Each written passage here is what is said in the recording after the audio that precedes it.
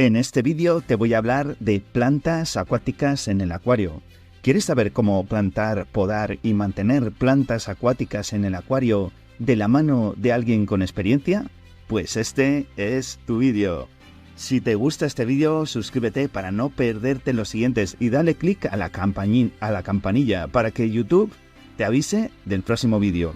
Ayúdame a compartir este vídeo con más acuaristas para hacer portalpez.com más grande. Y no olvides comentar qué te ha parecido el vídeo. Así que empezamos. El fin de este artículo es hacer ver a las personas que se inician en este mundo lo maravilloso de tener plantas naturales dentro del acuario. La gran mayoría empezamos con un acuario pequeño y 2 o 3 plantas de plástico. Y cuando empezamos a conocer este mundo, acabamos con nuestros acuarios llenos de plantas. Para evitaros eso, os explicaré ciertos pasos para seguir para iniciarse y lo sencillo que puede resultar tener un acuario que parezca un jardín acuático. Primer punto, las plantas. Primero, deberemos ver qué plantas queremos poner e informarnos un poco de las condiciones que necesitan para preparar lo mejor posible nuestro acuario. Es conveniente leer en varios foros, ya que la opinión de una sola persona no es bueno aceptarla como verdad universal. Sin embargo, si comparamos la opinión de varias, seguro que será más fácil que no cometamos ciertos errores, muy comunes al principio. Para empezar, lo mejor, elegir plantas que no requieran grandes cuidados de luz y de abono. Así iremos viendo cómo evolucionan en nuestro nanoacuario, en nuestro acuario, y si más adelante nos atrevemos, pues podemos ir añadiendo plantas más complicadas de mantener. Segundo punto, la luz. Este punto es indispensable para tener plantas naturales en nuestro acuario. Las plantas necesitan la luz para poder vivir, por lo que deberemos asegurarnos que le proporcionamos la luz necesaria a las plantas que colocamos en el acuario. Muchos de los acuarios vienen con la luz muy justa para tener plantas. Hay varias formas de cambiar eso. 1. Cambiar la bombilla o tubo por otro más potente. 2. Añadir una bombilla o tubo fluorescente. Para no poner demasiadas cosas técnicas, os diré que necesitamos tener en nuestro acuario entre 0,3 vatios a 0,7 vatios por litro de agua. Con esta luz podemos tener una gran variedad de plantas que no necesitan grandes cuidados.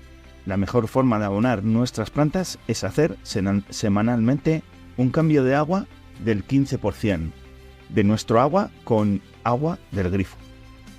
Tercer punto, el sustrato.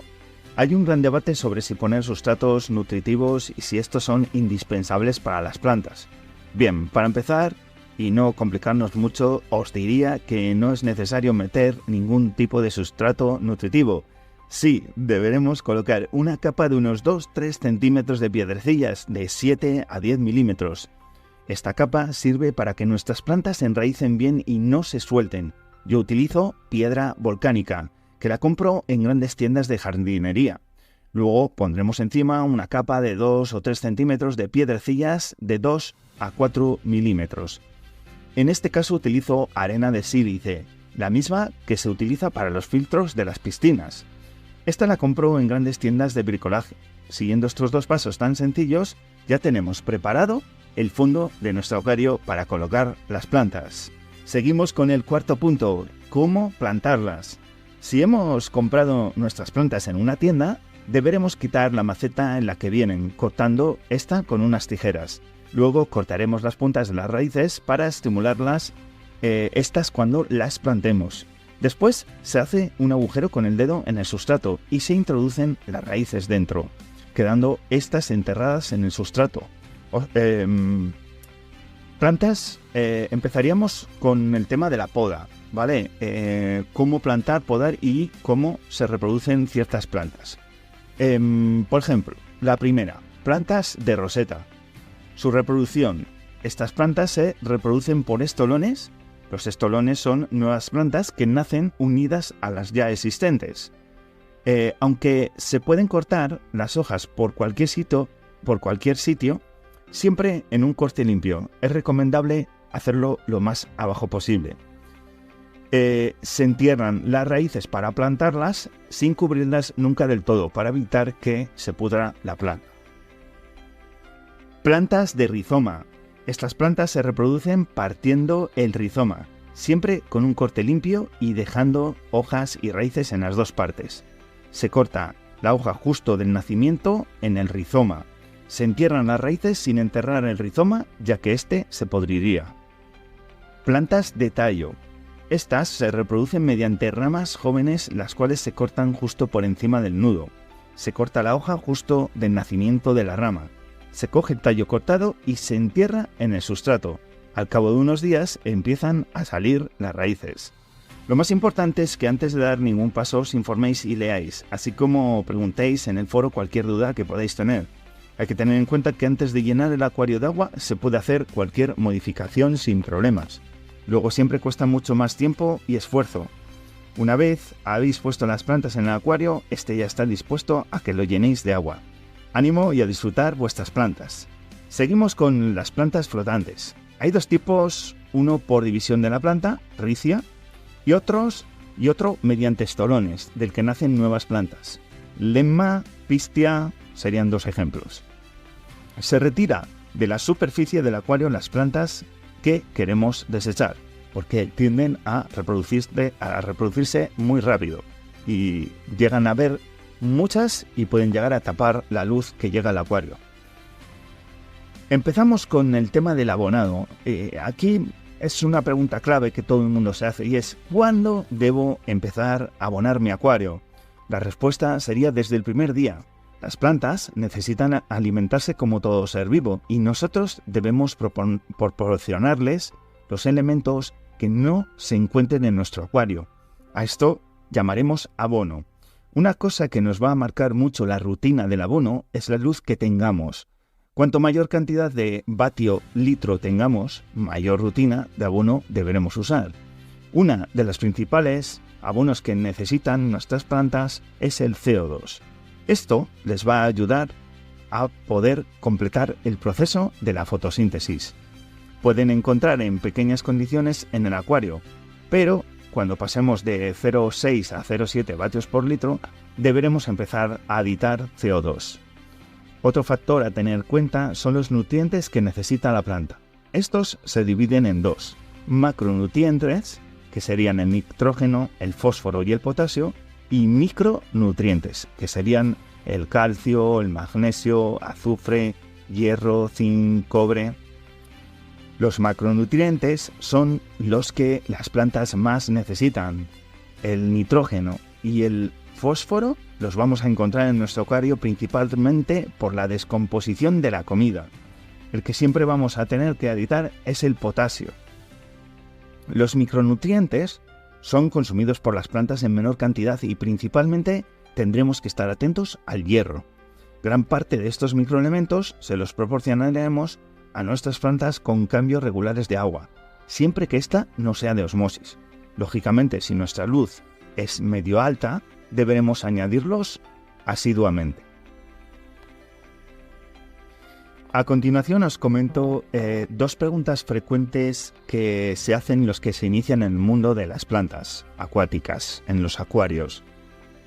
Las planté hace 5 días y las hojas se están poniendo feas. Es muy frecuente que al plantar las plantas en nuestro acuario les causemos algún trauma, sin darnos cuenta. Las plantas, como todo ser vivo, necesitan pasar por un proceso de aclimatación. Si tenemos en cuenta que la mayor parte de ellas son cultivadas en emergido, incluso pueden perder hojas en nuestro acuario hasta que se aclimatan a él. El proceso de aclimatación van a depender de varios factores: tipo de agua, luz, abono, peces en el acuario, pero deberíamos empezar a ver mejoría transcurridos 10 a 15 días. Otra pregunta típica es: tengo el acuario lleno de caracolillos, ¿de dónde han salido?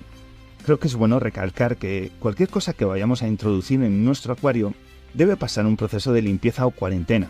En el caso de las plantas es muy probable que nos vengan con alguna puesta de caracoles en las hojas, las cuales no vemos a simple vista. Lo mejor siempre es lavarlas bajo el chorro del agua e incluso ponerlas en un cubo con agua del grifo y unas gotitas de lejía. Dejarlas ahí 24 horas y entonces plantarlas en nuestro acuario. Algunos apuntes de plantas.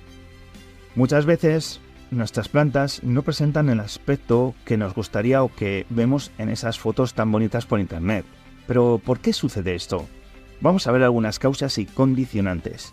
Si las plantas presentan mordiscos o el sustrato alrededor de ellas está removido, sin duda es por culpa de alguno de nuestros peces. Los más propensos a hacer esto son los mbuna, los mabuna, los dólar de plata, algunos barbos o los botias. Por supuesto, todos los peces de tamaño medio grande, aun sin querer, pueden arrancar o dañar alguna planta. De todas formas, es raro que algún pez dañe una planta hasta hacerla morir.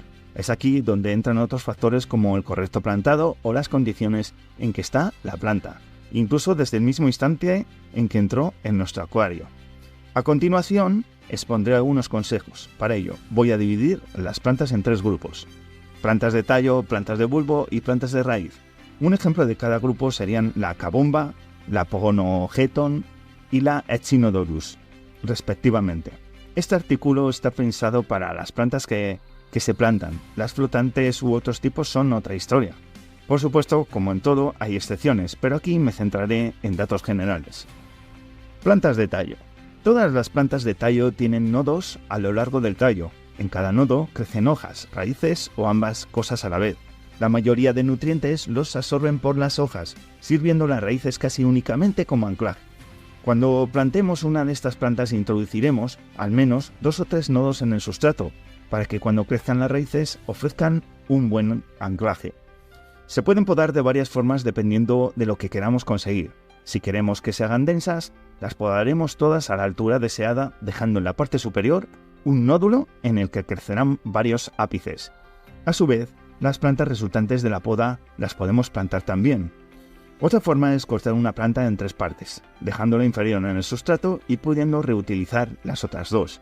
De estas, la central tardará más en enraizar, aunque cuando lo haga tendremos una planta mucho más fuerte que la resultante del tercio superior o la del párrafo anterior.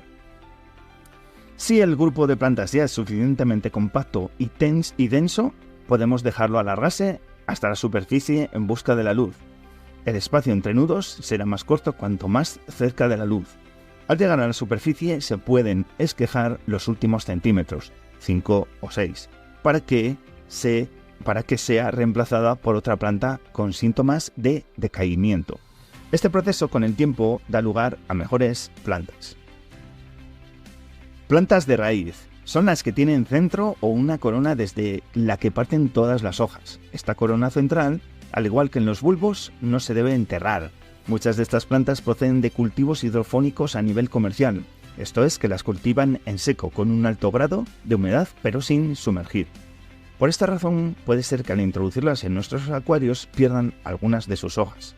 Pero esto no es malo ni representa ningún problema para la planta, que se regenerará sus hojas. Lo único malo es que esta planta tan bonita que habíamos comprado se quedará en la mitad y tendremos que esperar para volver a verla en todo su esplendor. Las más propensas a este cambio son las echinodorus y algunas criptocorines. Y hablando de criptocorines, a veces les pasa que se desintegran todas sus hojas. Aún así, no debemos preocuparnos, ya que sus raíces pueden permanecer en perfecto estado y rebrotar de nuevo. A la hora del plantado, es recomendable recortar las raíces. Con que dejemos 3 o 4 centímetros es suficiente, y retirar las hojas más externas. Esto no solo no perjudica a la planta, sino que hace que crezca más robusta. A veces tenemos la costumbre de hacer el agujero donde la vamos a plantar con la planta y ya en la mano. Es mejor hacer el agujero antes, ya que de otra forma las raíces pueden sufrir cortes o daños. Cuando se trata de plantas pequeñas no es tan importante, pero siempre asegurándonos de que la planta no se estropea. La introduciremos sin miedo a enterrarla demasiado, ya que luego siempre podemos tirar ligeramente de ella hasta que la corona central quede desenterrada, ayudando a la vez a que las raíces queden rectas. La poda se realiza quitando siempre las hojas de más afuera y lo más cerca posible de la base. Otros consejos. Las plantas, cuando las compramos, suelen venir en macetas o sujetas con tiras de plomo. Lo más recomendable es quitárselas, así como la lana que envuelve las raíces. Esto es práctico para los comerciantes, por ser más fácil su producción y manejo, pero a nosotros esto ya no nos interesa y es mejor dejar que las plantas crezcan libres. No os obsesionéis con si las plantas provienen de cultivos hidropónicos o se cultivaron sumergidas, ya que pueden ser tan buenas unas como las otras. Y por último, os aconsejo que no compréis una planta que veáis sin informaros un poco antes, solo porque sea muy bonita, ya que suelen vender como plantas acuáticas muchas que no lo son, y que aunque aguanten un tiempo sumergidas, tarde o temprano morirán sin remedio. Si te ha gustado este vídeo, suscríbete para no perderte en los siguientes y dale click a la campanilla para que YouTube te avise del próximo vídeo. Ayúdame a compartir este vídeo con más acuaristas para que portalpez.com sea más grande y no olvides comentar qué te ha parecido este vídeo. Hasta el próximo vídeo. En este vídeo te voy a hablar de cómo hacer paisajismo en el acuario paso a paso desde cero. ¿Quieres aprender a cómo se hace un proyecto paisajístico en un acuario desde cero? Pues este es tu vídeo. Antes de empezar, suscríbete para no perderte ningún vídeo y dale click a la campanilla. Ayúdame a compartir este vídeo con más acuaristas para hacer portalpez.com más grande. Y no olvides comentar qué te ha parecido el vídeo. Bueno, pues dentro de poco voy a empezar un nuevo proyecto paisajístico y mi intención es mostrar el paso a paso desde el principio, para que pueda servir de ayuda a quien quiera montar un acuario plantado y tenga dudas de los pasos a seguir. Ni que decir tiene que será un high-tech, ya que contará con unos 127 lúmenes por litro de iluminación. Aún estoy reuniendo materiales necesarios que todavía me faltan, como son algunos artilugios necesarios para el aporte de CO2, como son el manorreductor y el atomizador, componentes para la filtración, como pipas de entrada y salida transparentes, y aspiradores de superficie, y algunas pijaditas más que no corren prisa por no ser indispensables. Intentaré seguir un orden para facilitar la labor de quien quiera en el futuro utilizar este post de guía. Este orden será sustrato, composición del sustrato, hardscape, es decir, decoración en seco, filtración, iluminación y CO2. Al ser un acuario plantado muy iluminado, lo primero a tener en cuenta es que tendrá grandes consumos de nutrientes, por lo que será necesario un sustrato nutritivo de larga duración en el tiempo. En este caso utilizaré un sustrato nutritivo casero del que trataré más adelante. El hardscape lo compondrán rocas y troncos que irán integrados con el suelo, por lo que en este caso no echaré el sustrato y después colocaré los troncos y piedras encima de la grava, como se suele hacer normalmente, aunque esto es más fácil mostrarlo con imágenes que intentar explicarlo con palabras, así que habrá que esperar a que empiece a montar el paisaje. En cuanto a la filtración, estoy barajando aún dos posibilidades, ya que dispongo de dos filtros y estoy dudando si usarlos en serie, conectados entre ellos, dejando unos como prefiltros, aunque es algo que todavía debo estudiar, ya que tengo que comprobar que no haya una gran pérdida de caudal. Incorporaré también un skimmer de superficie que facilite la eliminación del posible biofilm que pueda aparecer por diferentes motivos. La iluminación en un principio y hasta que el montaje esté estabilizado correrá a cargo de 4 fluorescentes T5 de 865, 6500 grados Kelvin, aportando unos 127 lúmenes por litro. Más adelante es posible que pruebe alguna combinación con colores especiales, tipo Grolux o 14.000 grados Kelvin. El aporte de CO2 será mediante bombona, manorreductor con solenoide y atomizador. Dicho todo esto, paso al primer punto, el sustrato. Sustrato. En este proyecto utilizaré un sustrato nutritivo casero que estará compuesto de los siguientes elementos y en este orden de abajo hacia arriba. Grava volcánica, una primera capa para que no se apelmace con el tiempo, la parte más baja del sustrato. Composición inerte. La terita en polvo es una arcilla rica en hierro que aportará dicho nutriente a las plantas de tallo con largas raíces. Humus de lombriz, un aporte de nutrientes. Arlita, otra capa para evitar compactaciones futuras, además de un perfecto material para el asentamiento de las bacterias. Composición inerte. Turba rubia de Spragnum, gran capacidad de intercambio catiónico, CIC. Acidifica el sustrato. Aqualit, sustrato nutritivo rico en micronutrientes. Su porosidad la hace ideal para el lugar de asentamiento bacteriano y su granulometría facilita la circulación del oxígeno por el suelo. Akadama, sustrato arcilloso con un alto coeficiente de intercambio catiónico, CIC. Una de sus características es que es un sustrato que se apropia de los fosfatos, hierro, magnesio, calcio, etc., y no los cede hasta que se satura. Cuando esto ocurre, intercambiará nutrientes con las raíces de las plantas fácilmente. En la foto podéis apreciar cómo la tengo metida en un cubo con agua dura para ir saturándola. En mi caso ya la he criado para separarla en dos granulometrías, 4,5 milímetros debajo y 2,3 milímetros encima. Acidifica el sustrato. Akadama 4,5 milímetros y Akadama 2 a 3 milímetros.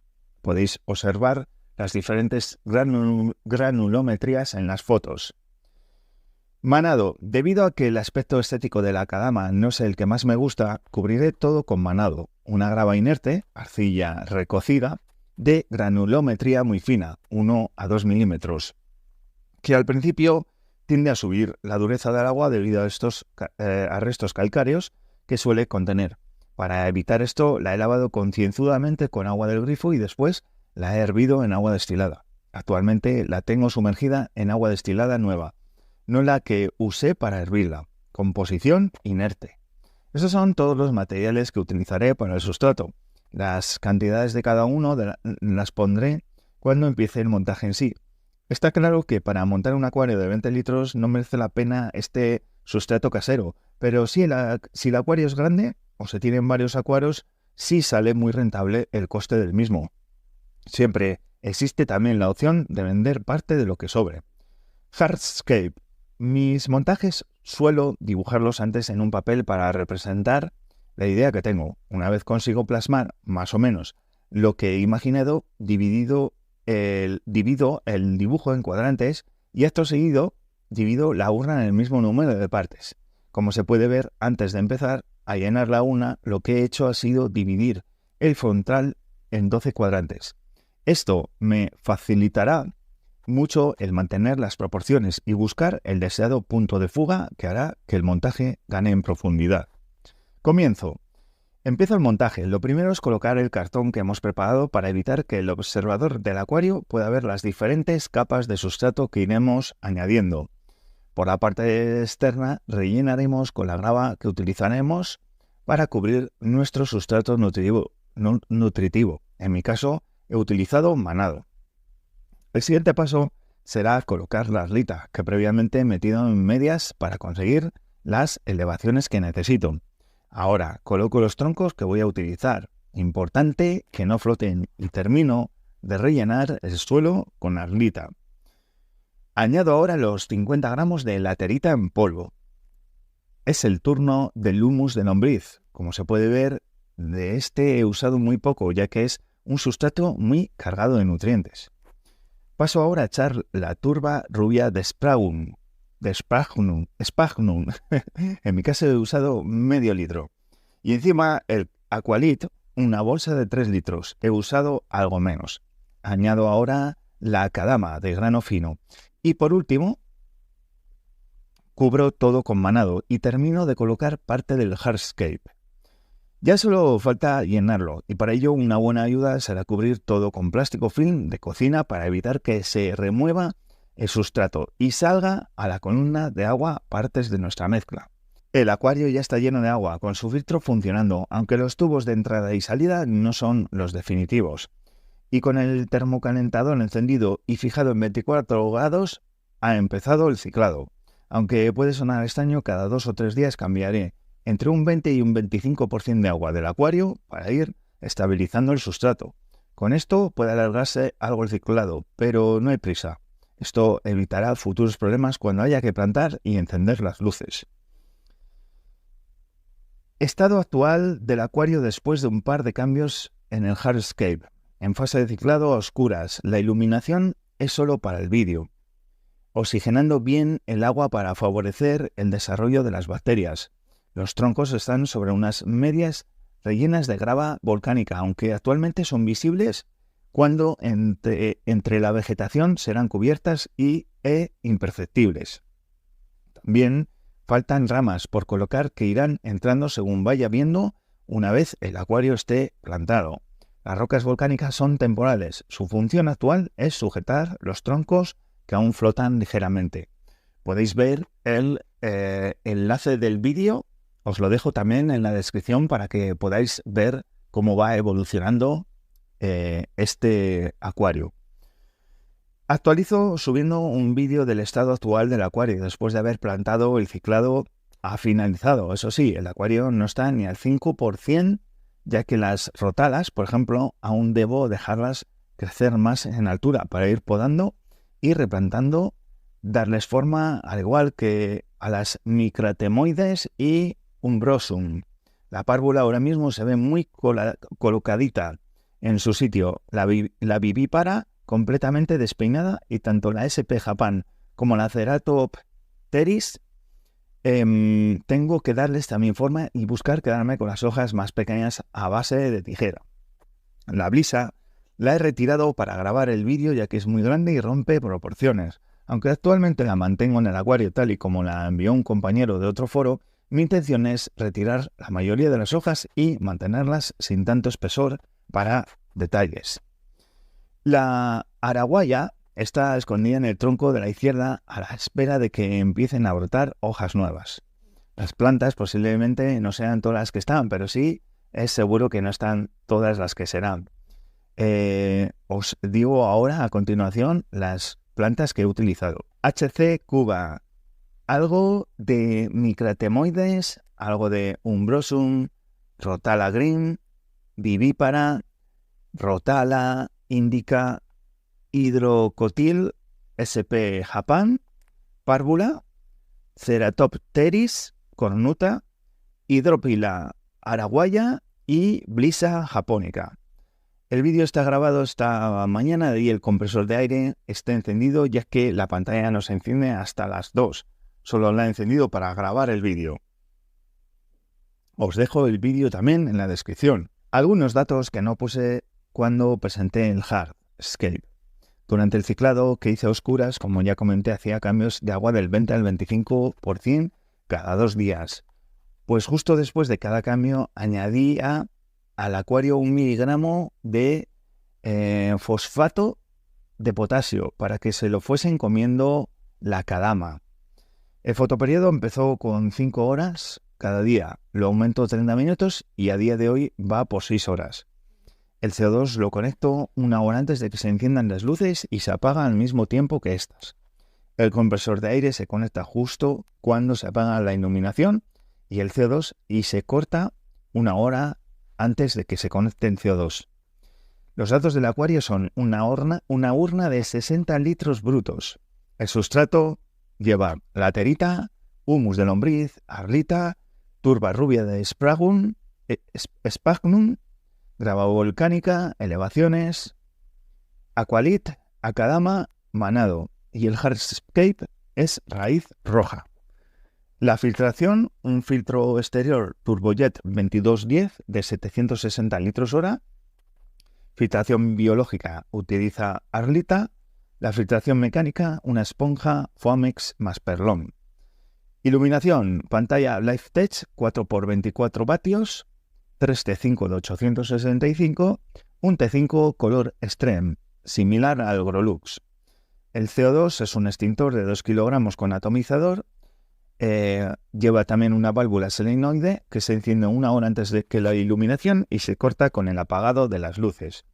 Los parámetros del agua del acuario son pH 6,5, KH 4, GH 6.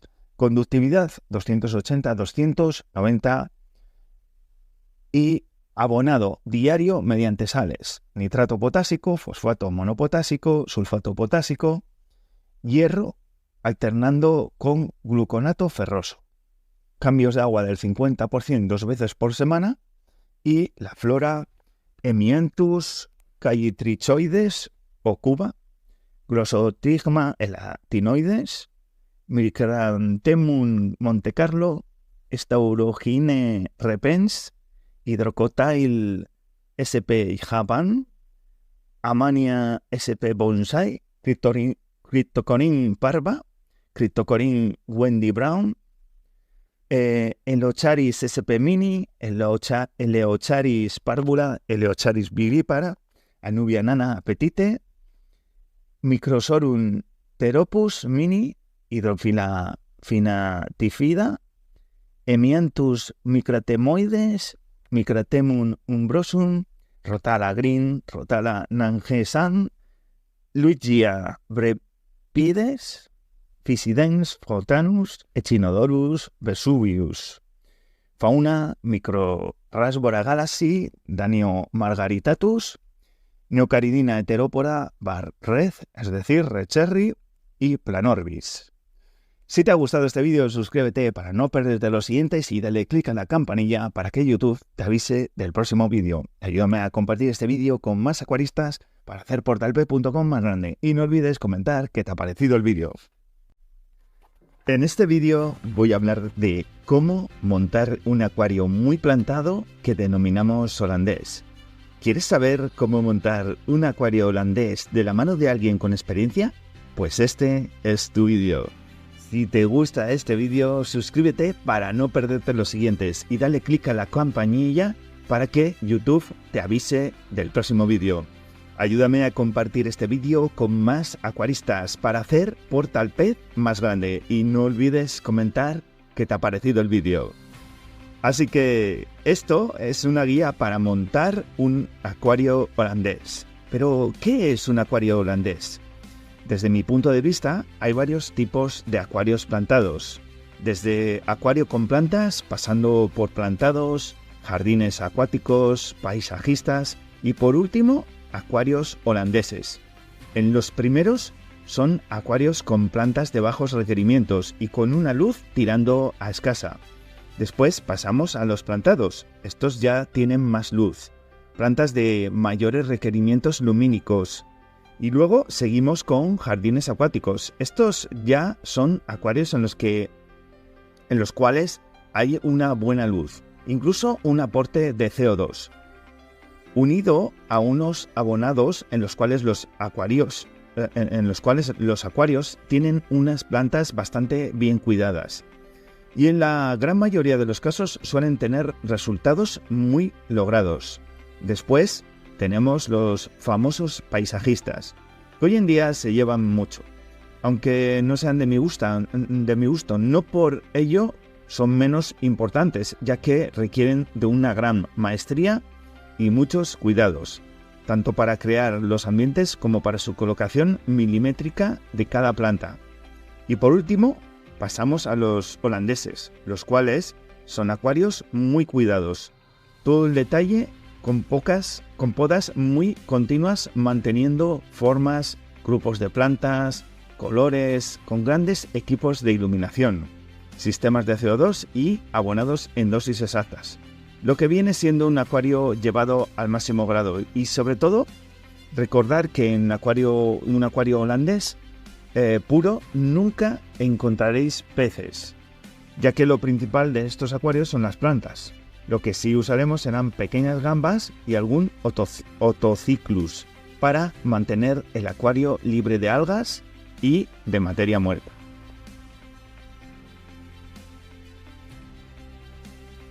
¿Es caro mantener un acuario holandés? Esta pregunta me la han hecho muchos usuarios a lo largo de mucho tiempo en los plantados que fui haciendo. Todo depende tanto de tus conocimientos acerca del mantenimiento de las plantas como de la maestría que vayas adquiriendo con las tijeras y pinzas, ya que no se puede llegar y cortar por donde nos venga en gana o plantar todo en montones en donde nos venga mejor. Por eso mismo, sin unos conocimientos, aunque sean básicos, el tema de montar un acuario de este tipo nos puede llegar a provocar jaquecas para poder controlarlo bien y que realmente podamos sacar todo su potencial. ¿Cómo montar un acuario holandés? Partiremos de la base de que una medida adecuada para comenzar un acuario de este tipo, lo más indicado sería que tuviera 100 de largo por 40 de ancho por 50 de alto, lo que vienen siendo 200 litros. Se puede hacer perfectamente en acuarios más pequeños, pero a medida que sean más grandes, van a ser más fáciles de mantener bien todos los parámetros. También vamos a poder meter mayor cantidad de plantas y sobre todo jugar más con la estética y formas de cada planta. El calentador. Una vez tengamos la urna con su mueble, procederemos a buscar calentador. Siempre es mejor que tenga más vatios que litros tiene el acuario. Así no estará siempre funcionando. Si podemos optar por calentadores externos, va a ser la mejor solución, ya que lo que buscamos es la estética al mayor grado posible, lo que quiere decir que no haya ningún cacharro dentro de la urna. La filtración. En estos acuarios no necesitas una gran filtración debido al exceso de plantas que tienen, por lo que con que mueva el triple de cantidad de agua de nuestro acuario es más que suficiente. El filtro, lo mejor es que sea externo, por muchas razones. Primero, y más importante, no va a estar dentro del acuario, por lo que es un aparato más que no se va a ver. Además, si tenemos un calentador externo, va a ser necesario para poder conectarlo. Además, vamos a tener mayor capacidad para meter material filtrante. También podemos cambiar nuestras subidas y bajadas del agua por material de cristal.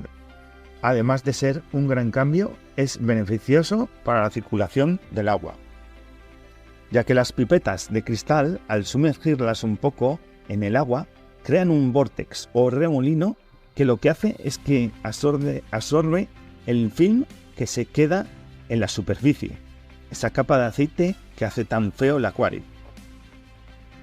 El CO2. El CO2 es uno de los puntos más importantes en estos acuarios, ya que sin la ayuda de este equipo nos vamos a ver obligados a no poder avanzar en nuestro plantado, debido a que muchas plantas nos lo van a exigir. Un equipo de CO2 consta de botella de CO2, manorreductor para controlar la presión en bares y también para controlar el punto fino, es decir, la cantidad de CO2 que inyectas al acuario, lo que se llama burbujas por segundo. Después necesitamos un difusor. Podemos usar múltiples, ya que hay una gran variedad, desde los más básicos, que son cerámicos de cristal. Estos son indicados para acuarios más pequeños, y también podemos usar reactores, que pues estos disuelven muy bien el CO2, pero van conectados al filtro externo del acuario y son usados en tanques grandes. En los pequeños no merece la pena. Además, la disolución del CO2 es 100%. También tenemos de escalera. Estos son los que yo uso. Van metidos dentro del acuario. Por desgracia, aunque no se ve con las plantas, la burbuja entra por abajo y va subiendo por un tubo pasando por distintos peldaños, en los cuales la burbuja va reduciendo su tamaño a la vez que va subiendo, ya que se va disolviendo en el agua. También están los famosos atomizadores. Hoy por hoy es lo mejor que hay. En lo personal lo he usado durante un mes y el resultado en crecimiento fue muy favorable. Pero crea una nube de micro burbujas que salen por la salida del filtro, lo cual deja el acuario lleno de esas burbujas y para mi gusto es completamente antiestético, ya que el agua deja de ser cristalina debido al exceso de estas mini burbujas que hay. También hay gente que usa válvulas selenoidales. Esto es para el CO2 por la noche, ya que no es consumido. En lo personal nunca lo paro, ya que cuando el CO2 se para, el pH vuelve a subir y de esta manera mantienes el pH continuo sin variaciones. También necesitamos un contador de burbujas para saber la cantidad de CO2 que vamos a inyectar. También hay gente que tiene equipos de CO2 y lo hacen casero mediante levadura. Pero no voy a entrar en ese tema ya que no lo considero un equipo de CO2, ni lo veo viable para holandeses. Puede ir bien en acuarios medianamente plantados, pero no en lo que buscamos. Iluminación. Este punto junto al CO2 son los más importantes para el éxito de nuestro acuario holandés, ya que sin estos dos juntos va a ser imposible. Un acuario con CO2 y poca luz no nos sirve de nada, ya que las plantas no asimilan el CO2 por falta de luz. En cambio, si ponemos un acuario con mucha iluminación y no aportamos CO2, se nos descompensará por completo y tendremos un bonito jardín de algas. En iluminación tenemos varios métodos. El uso del LED, tubos T5, tubos T8 y PLLs. Como ves, hay una gran variedad. Yo voy a hablar del T5, que es el que siempre he usado. Son tubos fluorescentes que van muy bien para acuarios plantados. El 95% de la gente los usa. Además, apenas dan calor como pasa con los PLL, por lo que la temperatura apenas se va a ver afectada. Tenemos tubos de distintos grados Kelvin. Los más usados en plantados son de 6500 Kelvin, que son luz de día, y 10.000 grados Kelvin. Estos últimos en lo personal los uso mucho, ya que en los acuarios en los cuales tienen una altura de 50 centímetros, los de 6500 el espectro no llega a penetrar hasta el fondo del acuario. Aquí es donde entran los de 10.000, que llegan sin problema alguno. Así nos aseguramos de proporcionar la luz a todo el tallo de la planta sin dejar la parte inferior. También hay tubos de 4.000, de 8.000... ¿Vale? Necesitaremos también llegar a una cantidad de vatio litro, es decir, 0,5 vatios litro. No vamos a poder hacer grandes cosas, siendo lo más recomendable tener como mínimo 1 vatio litro. La decoración. Descartamos por completo todo tipo de cerámica, plantas artificiales, nada que no sea natural. El uso de rocas y troncos es lo más usado, ambos para poder tapizarlos con musgos. Abonado y sustrato. Aquí puede haber mucha variedad, desde gente que lo hace ellos mismos, comprando varios elementos, hasta comprado en tiendas especializadas. Lo más normal es usar un suelo nutritivo y, una vez puesta la base, poner encima el que vamos a dejar. En lo personal no lo veo 100% necesario. De hecho, jamás usé suelo nutritivo y nunca tuve problemas. Como sustrato siempre usé la gama JBL Manado y con grandes resultados. Pero hay una enorme variedad de suelos que podemos poner. Respecto al abonado, aquí ya entra una parte delicada, ya que el abono suele ser algo lioso. Resumiendo, nuestro acuario necesita 3 cosas fundamentales: luz, CO2 y abonado. Las plantas necesitan 3 cosas fundamentales o primarias, que son el potasio, el fósforo, el nitrógeno, para lo cual utilizaremos estos 3 elementos. K2SO4 para un aporte de potasio, que se le suele llamar sulfato de potasio, y lo que nos aporta es potasio y azufre. Luego el KNO3, que nos aporta nitrógeno en formato de nitrato de potasio, que nos aporta nitrato más potasio. Y luego está el KH2PO4, ¿vale? Que nos va a aportar fosfato más potasio, ¿vale? En forma de fosfato monopotásico. Todo esto son macronutrientes primarios, pero también tenemos secundarios, como son calcio, azufre, magnesio. Después también tenemos los micros, que son zinc, hierro, cloro, cobre, magnesio, níquel, molibdeno y boro. A pesar de ver tanta cosa, no os asustéis, pues lo único que vais a aportar, la gran mayoría de las veces, por no decir todas, son las primarias. Los abonos que yo uso son de la marca Seachen, pero también puedes buscar de otras marcas, ya que hay muchas. También se me olvidó comentar que el hierro no siempre hay que abonarlo, tan solo cuando veamos que las plantas tienen carencias, o en su defecto cuando al medirlo veamos que tiene unos niveles muy bajos. El hierro tiene que estar sobre 0,2 a 0,5. Si os paséis, entonces tendréis que hacer un cambio de agua considerable para bajar la dosis. Respecto a los test más normales que usaremos será el de pH, GH, NO3 y PO4. Estos son fundamentales. Yo recomiendo también el de hierro, ¿vale? Pero esta es más opcional. Los otros sí son necesarios al 100%. Respecto a los cambios de agua, yo recomiendo siempre osmosis. Tanto como para llenar el acuario, al comienzo, yo uso una proporción de un 90% de osmosis y 10% de grifo. Esto para el llenado. Después los cambios siempre con osmosis, al igual que rellenar la evaporación.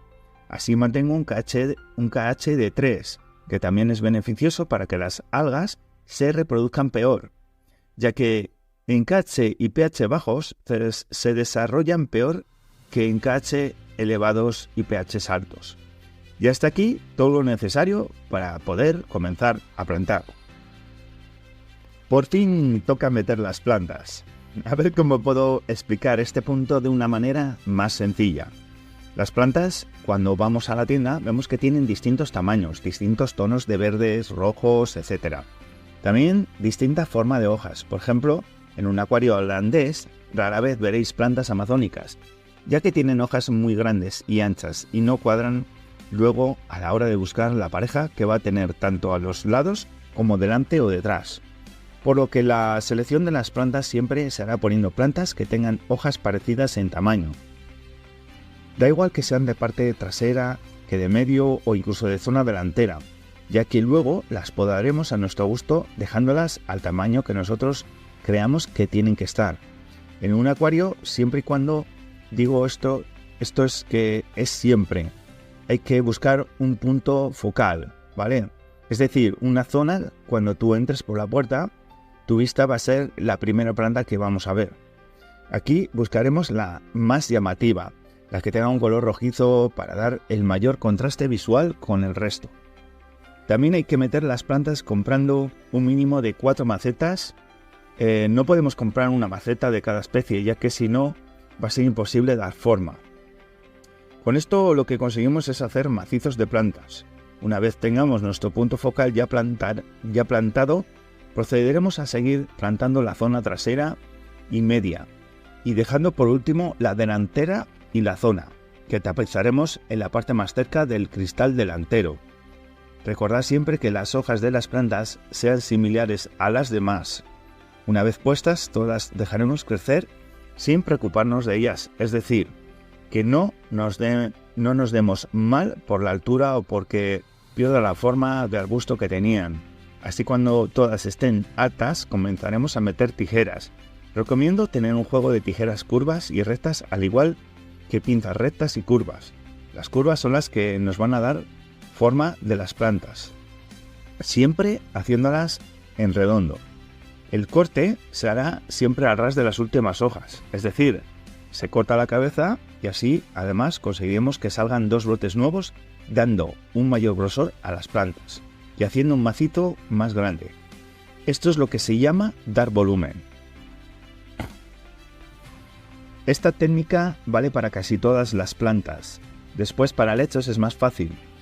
De la planta salen como unos chitos pequeños que tan solo los arrancamos con cuidado y los plantamos donde queramos. Para musgo, ricia y otras tapizantes, tan solo tenemos que separar la maceta en pequeñas partes. Por ejemplo, si es ricia, en vez de atarla toda junta, lo que haremos será partirla y atarla en 2 piedras. Para conseguir un crecimiento más rápido podemos dejarla suelta en el acuario, es decir, flotando. No hace falta sujetarla, la dejamos que campe a sus anchas. En unas semanas estará mucho más grande que si estuviera en roca. Con gloso, lo que haremos será separar tallos y plantarlos por todo. Con párvula lo que hace es juntar unos cuantos tallos y plantarlos. Y así con todo, nunca plantar la maceta por completo. Por último, decir que el uso de tijeras y pinzas rectas o curvas es por gusto. Hay plantas que plantarás mejor con las curvas y otras con rectas, al igual que a la hora de podar. Lo que para las formas sí es necesaria es la curva, ¿no? Al igual que pinzas rectas para plantar tapizantes. Para corte de tapizantes prefiero rectas, aunque son más complicadas de manejar dentro del acuario, ya que vas a conseguir con mayor facilidad el poder dejar todas a la misma altura sin ninguna complicación.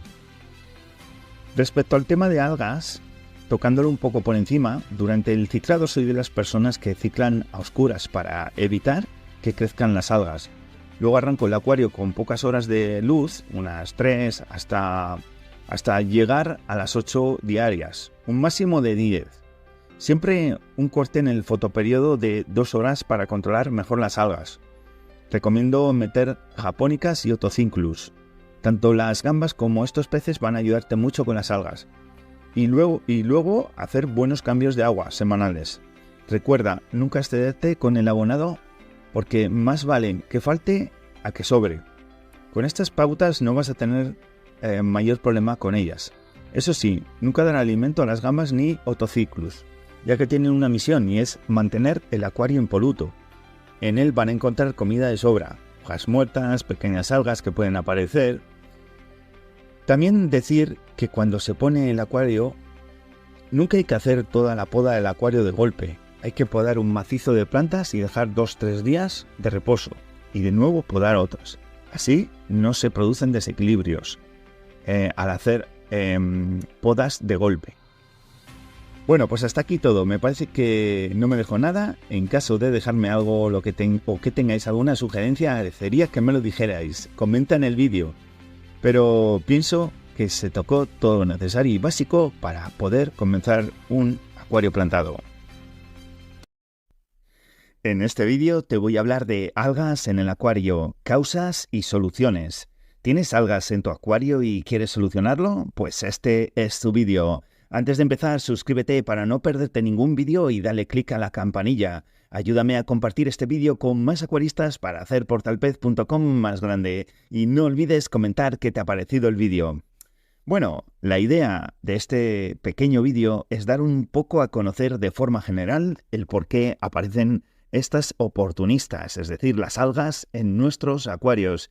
Y así, con apoyo de este vídeo, podamos ver rápidamente qué tipo de alga, por qué ha aparecido y cómo combatirla, antes de que, por no saber la solución, se convierta en una plaga.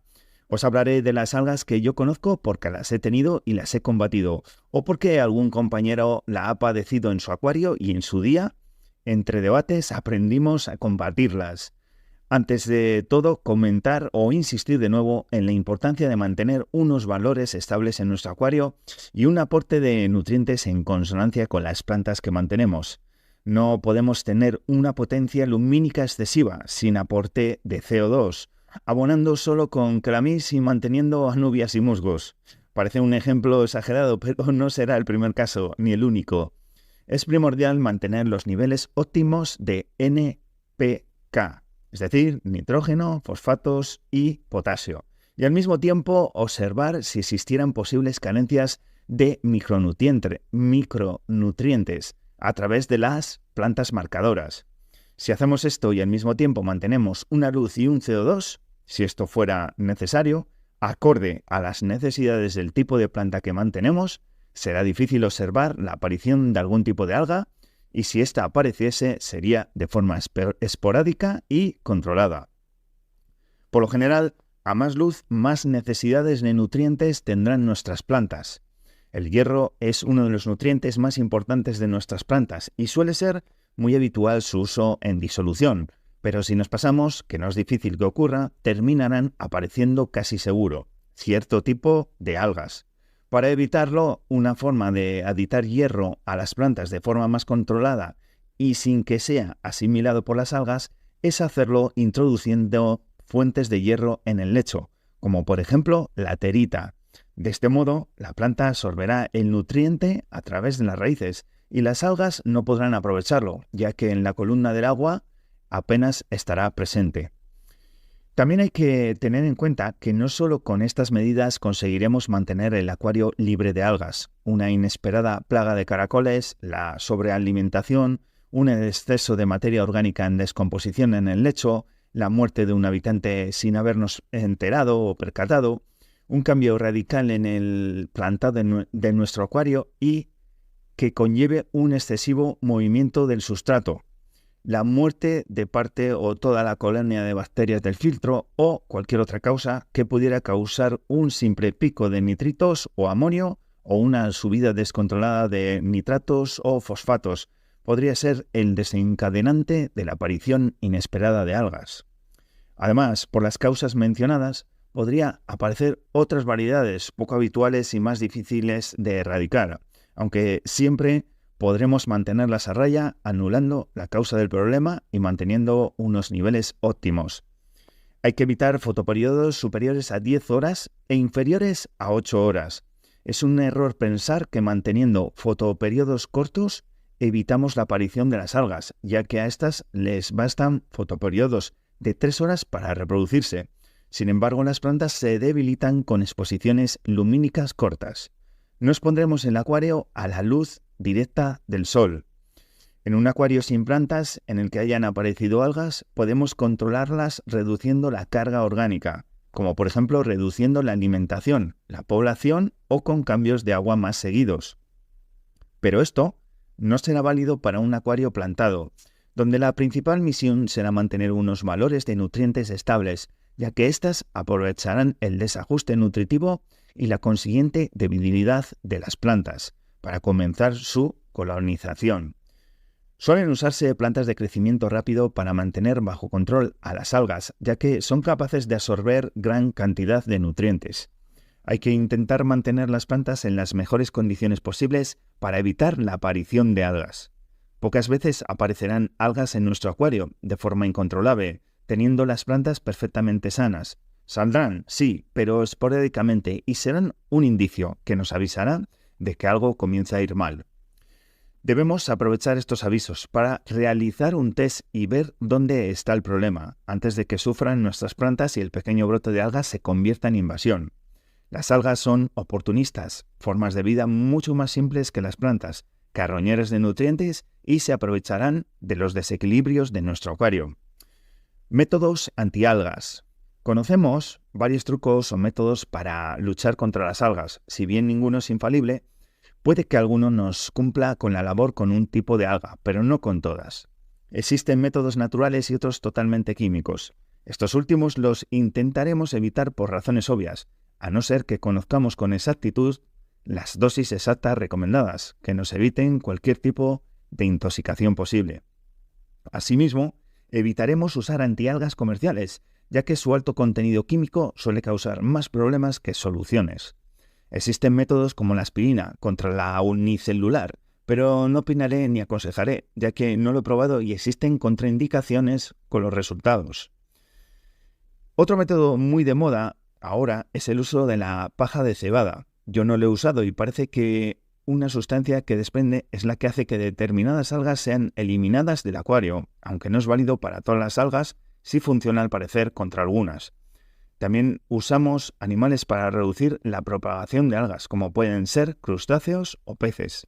Más tarde en la descripción de las algas veremos qué animal suele ser adecuado dependiendo del tipo de alga. Glutaraldehído. Esta sustancia es común en muchos fertilizantes llamados CO2 líquidos, como los conocidos Floris de Excel o Carbon Plus, y otros tantos de otras marcas, que en definitiva es el principio inmediato más el excipiente. También es posible comprarlo en empresas químicas o en farmacias, de forma concentrada, ya que su uso en medicina viene como desinfectante de material odontológico. La proporción habitual de los preparados de CO2 líquido es de 2,5%.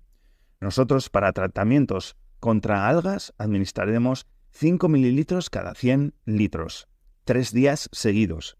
Luego seguiremos con las mismas dosis, pero una sola vez cada 3 días. Los administraremos con el filtro pagado durante 15 minutos y usaremos una jeringuilla de insulina para hacerlo incidir directamente sobre la zona afectada. Suele afectar a arlicia y musgos, aunque estos últimos suelen recuperarse sin problemas. Tampoco lo tolera bien la cola de zorro, la elodea, las cuales se ven afectadas en 24 horas con pérdidas de hojas, que en el caso de la cola de zorro se hace extremo en 72 horas. A la Valisneria o Sagittaria subulata también les afecta con caídas de hojas, aunque eso sí en menor medida, haciéndose patente en 72 horas. Hay que mantener precaución, es decir, observación, si mantenemos gambas. Otro remedio sería el agua oxigenada, H2O2. Muy extendido su uso frente a ciertos tipos de algas. Hay compañeros en el foro, ¿vale?, de portalpez.com que han publicado estudios recientes bastante buenos sobre su utilización sobre las algas filamentosas verdes. Bueno, a continuación seguimos con los tipos de algas y control y erradicación. Empezamos con las algas marrones o diatomeas. Son algas marrones con paredes celulares silíceas. Tienen más probabilidades de aparecer en los acuarios con poca luz y nuevas configuraciones, con escaso nivel de nitratos y fosfatos altos, así como excesos de silicatos. No suelen hacer presencia en acuarios bien iluminados. Las podemos encontrar en la parte superficial del lecho, sobre todo en las zonas más pegadas a los cristales, en las hojas de algunas plantas, en rocas o en la decoración.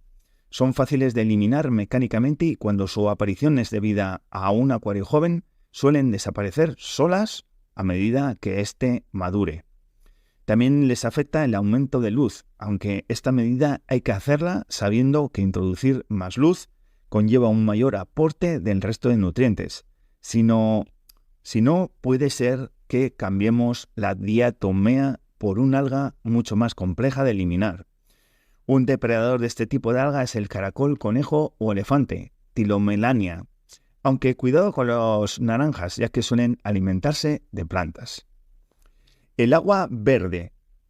Son algas unicelulares, microscópicas, al igual que su hermana, la Green Dust, de la que trataremos más adelante, aunque en realidad son similares desde la causa de su aparición hasta en la forma de combatirlas. Incluso a veces aparecen al mismo tiempo. Por lo general, al principio no la observemos verde, sino veremos el agua de color blanquecino lechoso, apariencia nublada. Y si no mitigamos el problema, entre 10 y 14 días comenzaremos a ver el agua de color verde, llegando el punto en los casos más extremos que ya no veremos ni el fondo del acuario. En su extremo más estrecho, es más, llegado el punto, no vemos ni los habitantes. Existe muy diversa variedad de opiniones sobre la causa de su aparición y desconozco cuáles son verídicas. Exceso de nitratos, exceso de fosfatos, exceso de luz solar, exceso de luz artificial, fotoperiodo extenso, desequilibrios producidos por cambios bruscos de temperatura, luz, KH o pH, eliminación total o parcial de la colonia bacteriana, cambios de aguas demasiado espaciados entre días, etc. Aunque es muy común su aparición tras alteración del sustrato por una nueva configuración del acuario, replantados y excesivo movimiento del lecho, donde posiblemente queden destapados pequeños pozos de amonio y nitritos en combinación de excesos de nitratos y fosfatos. Este último caso ha sido la causa de los brotes que mis acuarios han padecido, ya que suelo hacer grandes cambios en mis acuarios. Una vez han aparecido, no será necesaria la presencia de amonio para mantenerla. Esta se alimentará de los restos de macronutrientes disponibles en la columna de agua, por ejemplo, el fosfato, el cual absorberá bastante más rápido que las plantas, y cuando la escasee, este comenzará a consumir los nitratos. Por eso es tan agresiva esta alga, ya que al absorber tanta cantidad de nutrientes tan rápido, deja sin estos a las plantas, conllevando un rápido deterioro de estas, pudiendo dar lugar incluso a la aparición de otros tipos de algas. Se dice que además esta alga es una gran consumidora de oxígeno, que puede afectar a nuestros peces y por supuesto a la colonia bacteriana, la cual mermada ayudará más aún a la proliferación de esta alga. Existen varios métodos para eliminarla. Algunos los he probado y otros he oído que no funcionan bien del todo o no he tenido oportunidad de probarlo. Comenzaré a enumerar según sé que funcionan porque lo he probado o me han contado compañeros que lo han probado. Métodos prácticamente específicos para la erradicación del alga verde unicelular, excepto paja de cebada y apagón que queda pendiente de estudio de éxitos con otras algas. Primer elemento, filtro UV. Se trata de una fuente de luz UV, ultravioleta. Esta luz tiene propiedades esterilizadoras, por lo que, al igual que eliminar a las algas unicelulares, también acabará con parásitos microscópicos y bacterias, tanto malignas como benignas. Por eso no debemos extender el uso de este filtro, ya que no es aconsejable deshacernos de la colonia bacteriana benigna, Por otro lado, también se dice que su uso extendido puede causar problemas en los enlaces de los micro y macroelementos. No se aconseja el uso de hierro durante el tratamiento con ultravioleta, debido al bloqueo en el consumo de este mineral, que derivará seguro en un exceso, con sus importantes consecuencias.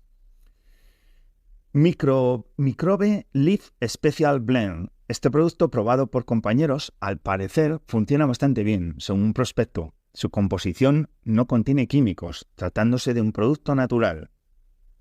Filtro de diatomeas.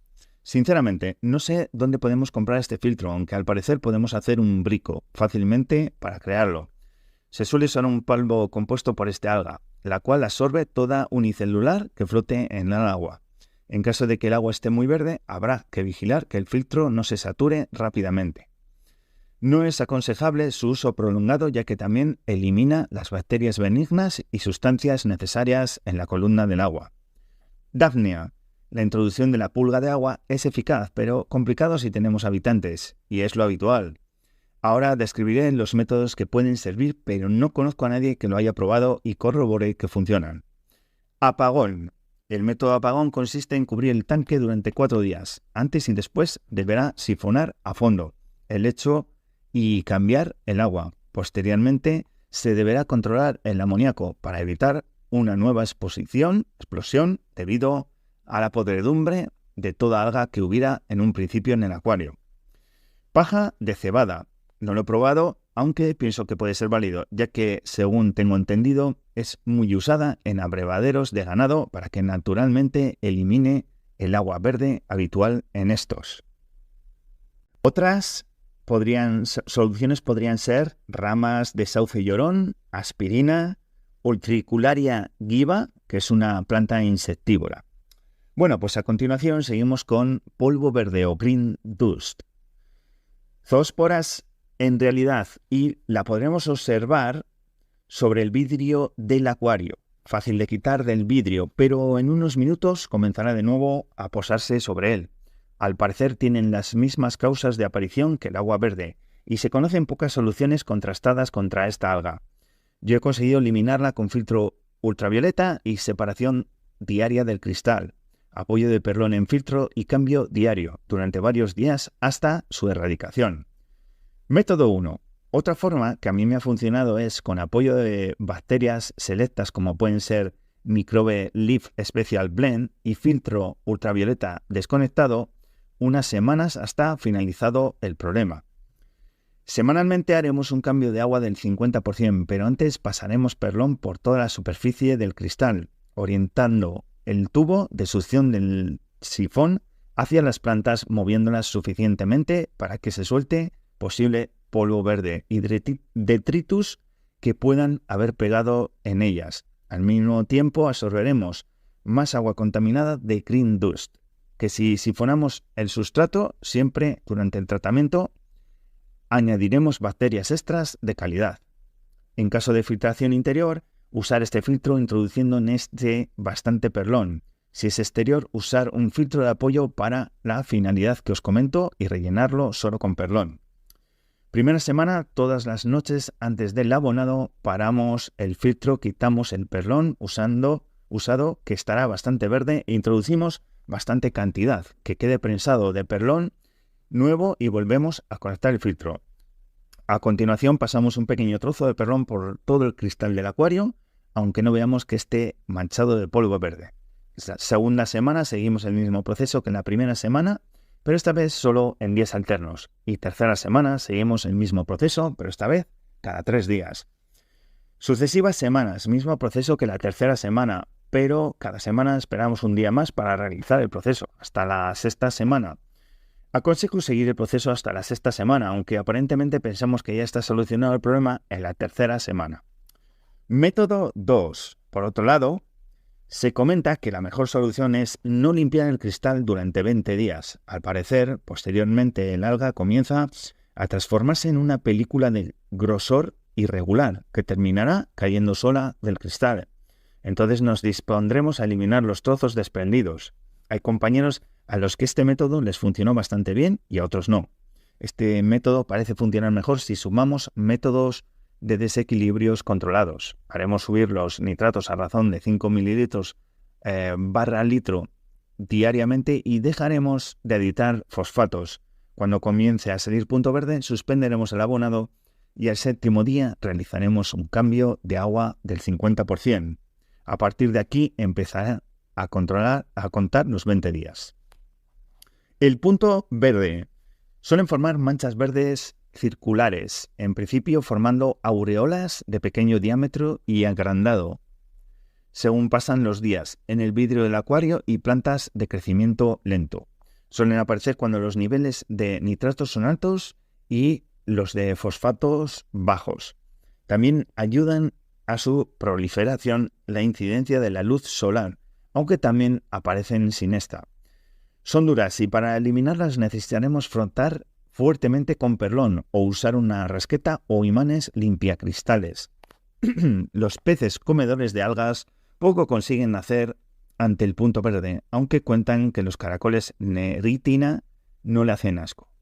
Para erradicar su aparición se suelen llevar los niveles de nitratos a 10 miligramos y los de fosfatos a 1 miligramo, mediante abonado. En acuarios donde no usemos NPK, podemos reducir los niveles de macros mediante cambios de agua más seguidos e introduciendo algunas plantas de crecimiento rápido. Es muy habitual usar la aparición de punto verde como medio para erradicar otros tipos de algas que suelen aparecer por razones antagonistas, como por ejemplo la verde filamentosa, consiguiendo llevar el nivel de nutrientes a un exceso de nitratos y un déficit de fosfatos, pues se piensa que donde hay filamentosa no hay verde punto. Aunque esto no es del todo cierto, ya que la aparición de la primera no siempre va ligada de los valores antagonistas de nutrientes a los del punto verde. Alga verde azulada, cianobacteria. Las hay de color negro, azul, rojo o verde, y como nos induce el propio nombre, es en realidad una forma de vida con características de animales y plantas, forma viscosa y un olor particularmente fuerte. Es una característica de agua o lecho en malas condiciones. Acuarios donde suelen haber zonas con escasa corriente o mala circulación y o lecho demasiado apelmazado, poco oxigenado y o con demasiada materia en descomposición, ya pueda ser por sobrepoblación o sobrealimentación, así como un nivel de nitratos más bien bajo. Si las mantenemos en exceso, pueden causar la muerte de las plantas e incluso peces. Podemos quitarla fácilmente de forma mecánica, ya que no llega a adherirse, aunque sí que son difíciles de controlar. Si las condiciones que la hicieron aparecer continúan, no tardarán en volverse a dejarse ver en pocos días. Suele tratarse con eritromicina y otros antibióticos, aunque debe hacerse con sumo cuidado, debido a la posibilidad de eliminar al mismo tiempo parte de la columna bacteriana. Además, que al parecer el mal uso del antibiótico puede hacer más resistente este alga. En caso de usar un algicida, recordar posteriormente testear los niveles de amoníaco y nitritos y retirar toda alga visible que pueda después llegar a pudrirse. Algunos aficionados suelen usar el método del apagón descrito anteriormente contra el agua verde, aunque antes del comienzo de este se suelen llevar los niveles de nitratos a 10 a 20 ppm y la eliminación mecánica de toda el alga posible. Al parecer, la Egeria densa, la Elodea, o Cerapilum demersum o cola de zorro son buenas plantas para mantener en acuarios con problemas de ciano, ya que desprenden unas sustancias antibióticas que ayudan a prevenirlas. Del mismo modo, para prevenirlas es aconsejable el plantado de tallos de crecimiento rápido, mantener unos niveles óptimos de nitratos, sifonado periódico del lecho, cambios habituales semanales del 30%, y alimentación equilibrada junto con una buena circulación y aireación. Suele ser eficaz el uso de glutaraldehído para eliminarla, así como el uso de CO2 ayuda a prevenirlas. Hay un pez poco conocido, o al menos yo no lo conozco, el Splendens ameca, que se las come, así como algunas variedades de caracol neritine. Al parecer, también funciona la combinación de dos productos biológicos de la marca Microbe Life, en concreto Special Blend con Night Out, que personalmente no he tenido que probar, pero si es actualidad en los foros. Algas cladófora. Similar al alga filamentosa verde, aunque esta presenta ramificaciones en su estructura, como un musgo, que la segunda no tiene. Su composición es fuerte y fina. El uso de CO2 es aconsejable para ralentizar su reaparición o mantenerla fácilmente controlada. La dificultad en la eliminación del clado radica sobre todo en que no se comporta como un alga, que aprovecha los desequilibrios para aparecer. Esta se comporta más bien como una planta y consumirá los nutrientes como esta, y aunque pensemos que ya nos hemos deshecho de ella, siempre quedará un pequeño apéndice flotando que terminará creciendo. El glutaraldehído y el agua oxigenada, mejor el primero que el segundo, son dos métodos usados para su erradicación, aunque solo en casos no de invasión. En casos más extremos deberemos optar por el reseteo total y limpieza a fondo, ya que una alta dosificación de gluta podría llegar a eliminarla, pero también devastaría la columna bacteriana y afectaría a una multitud de plantas, llegando a causar un mayor problema aún. En el mercado es habitual la venta de bolas de cladófora, donde nos llegan a decir que esta cladófora es diferente a las que se hacen plagas. Para que colemos, son cladóforas. Puede que otra variedad, como muchas que hay, pero con el tiempo se soltará y dejará de tener la consistencia original, terminando todo el acuario infectado de una variedad de clado. Alga verde filamentosa o hilo. Solemos apreciarlas en los bordes de las hojas. Pueden medir hasta 30 centímetros. Suelen aparecer al mismo tiempo que el alga verde filamentosa o pelo, y podemos eliminarlas fácilmente girando un cepillo de dientes a su alrededor. El exceso de los niveles ideales de fosfato respecto a los de nitratos o el exceso en la dosificación de hierro líquido pueden ser un causante de su aparición, así como las fluctuaciones muy acusadas de CO2, CO2 casero o finalización de la botella del CO2 a presión. Podemos eliminarlas fácilmente, anulando la causa que las produce o con el uso de pequeñas dosis de agua oxigenada, direccionadas hacia las mismas. Asimismo, deberemos saber qué es un manjar para la caridina japónica. Alga verde filamentosa o pelo. Suelen aparecer en la base de las plantas de crecimiento más lento, de color verde oscuro, de 4 centímetros o más. Las causas son similares a las de la aparición de las hilo, si bien es más habitual en acuarios con mucha corriente y sin peces vivíparos, ya que suelen ser manjar para algunas variedades de estos. Además, suele ser devorada también por todos los peces llamados comedores de algas. Además, podemos hacer uso de los métodos de erradicación descritos para las hilo. Alga cuerno de ciervo, Staghorn, alga roja.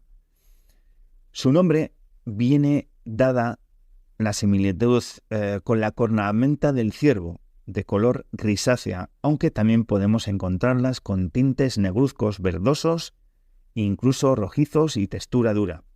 Solemos encontrarlos bajo la fuente de luz y en el nacimiento de un nuevo tallo, hojas, etcétera, etcétera.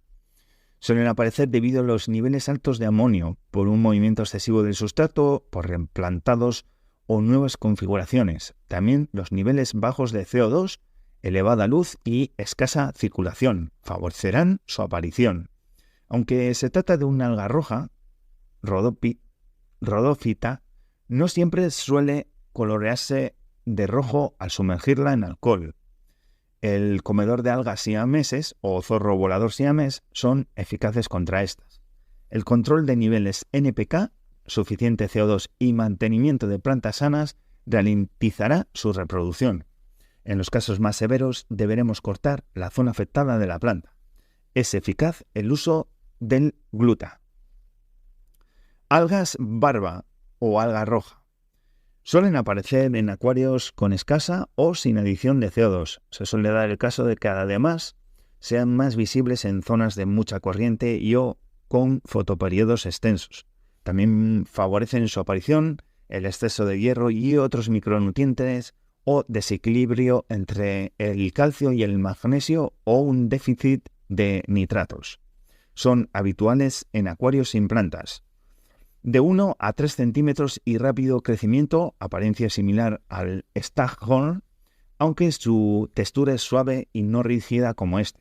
Suele ser marrón o negra, aunque dependiendo de las características del agua y la iluminación, pueden aparecer grisáceas o verdosas. Es imposible eliminarla de forma mecánica. Podemos observarlas sobre rocas, decoración en las hojas de plantas, aunque sobre todo en las de crecimiento lento. El zorro volador siamés será de gran ayuda para su control, así como el tiburón de cola roja. Sifodón y el muli negro. Es eficaz el uso del glútar. Algas pincel, alga roja. Las plantas sanas de crecimiento rápido competirán con esta alga por los nutrientes. Suelen aparecer sobre las hojas de las plantas de crecimiento lento, rocas, troncos, adornos y vidrios. Su causa suele ser por exceso de fosfatos y o niveles bajos de nitratos y o CO2. También cuentan diversas fuentes que pueden ser la causa de su aparición, el exceso de calcio. En este último caso, intentaremos llevar los niveles de GH y KH a lo considerado óptimo. El zorro volador siamés es uno de los únicos devoradores conocidos, pero en aguas duras se forma una película de cal que hace difícil la asimilación por este pez. Esta llamada descalcificación biogénica podemos prevenirla en la adición de CO2. Es eficaz el uso de glútar. Alga pelusa. Por lo general aparecen sobre las hojas y tallos, sin necesidad de exceso de luz, con forma de pelillos separados de color verde amarillento, con dimensiones desde unos pocos milímetros a 3 o 4 centímetros de largo. Cuando son jóvenes dan la apariencia de un cabello rasurado en algunos casos. También adquieren esta apariencia cuando son mordisqueadas por algunos peces. Cuando están sobre plantas, suelen estar sufriendo carencias perceptibles. En cambio, cuando están sobre troncos, pueden indicar además que el tronco en sí presenta algún signo de falta de curación. El desequilibrio de nutrientes que se piensa puede ser el causante de su aparición. Se cree que más bien es debido a un cúmulo de pequeños altibajos en el conjunto de macros, micros y CO2, los cuales causan un leve debilitamiento en las plantas, que posteriormente aprovechan estas algas, atacando sobre todo las zonas más afectadas y aprovechando además la presencia de troncos para tomarlos. También he apreciado que el déficit en la colonia bacteriana puede ser un desencadenante de este tipo de alga. El uso de microbe LIF y un control de los parámetros de macros ha resuelto el problema en su totalidad, sin quitar que otros factores también pueden ser los causantes. En pequeñas cantidades se puede considerar normal, incluso puede dar un aire muy natural cuando está sobre un tronco. El zorro volador siamés, otos, caracol cerva, caracol Tilomelania, japónicas o molis serán de gran ayuda, aunque el equilibrado de los nutrientes nos llevará a su erradicación, sobre todo a sanar las plantas afectadas. Si te ha gustado este vídeo, suscríbete para no perderte los siguientes y dale clic a la campanilla para que YouTube te avise del próximo vídeo. Ayúdame a compartir este vídeo con más acuaristas para hacer portalpez.com más grande y no olvides comentar qué te ha parecido el vídeo.